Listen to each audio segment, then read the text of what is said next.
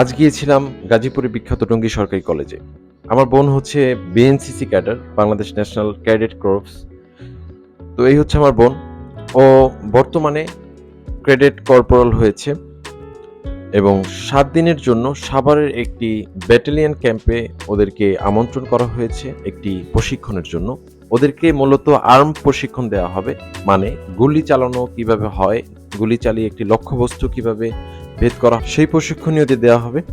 এই হচ্ছে ওদের বাস, এই বাসে করেই ওরা ওদের গন্তব্যে পৌঁছাবে। এবং এই হচ্ছে ওদের প্লাটুন, বিএনসিসি প্লাটুন। এখান থেকে ওদের বিএনসিসির যত কার্যক্রম রয়েছে তা পরিচালিত হয়। এবং এই হচ্ছে আমার বন্ধু হাসমত এবং আমার বোন, এই দুইজন মিলেই পুরো ৩০ জনের একটি টিমকে নিয়ন্ত্রণ করে থাকে এবং ওদেরও একজন রয়েছে কমান্ডার, তিনি সবকিছু পরিচালনা।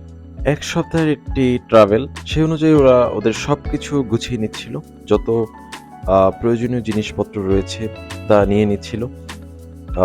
সবকিছু আমরাও বাসা থেকে ওর জন্য, যেহেতু ১ সপ্তাহের জন্য যাচ্ছে, সব ব্যাগ ট্যাগ আমরা নিয়ে আসছি ওর জন্য এবং সবাই তেমনটাই করেছি। ভাবলাম পুরো কলেজটা একটু ঘুরে দেখি, তাই আমিও বের হয়ে গেলাম কলেজ দেখার জন্য।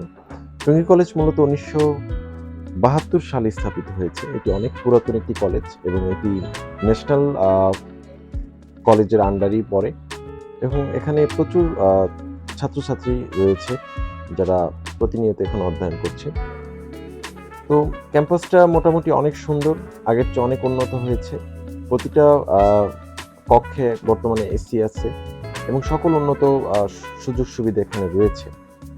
এখানে অনার্সের শিক্ষার্থীরা ক্লাস করে থাকে।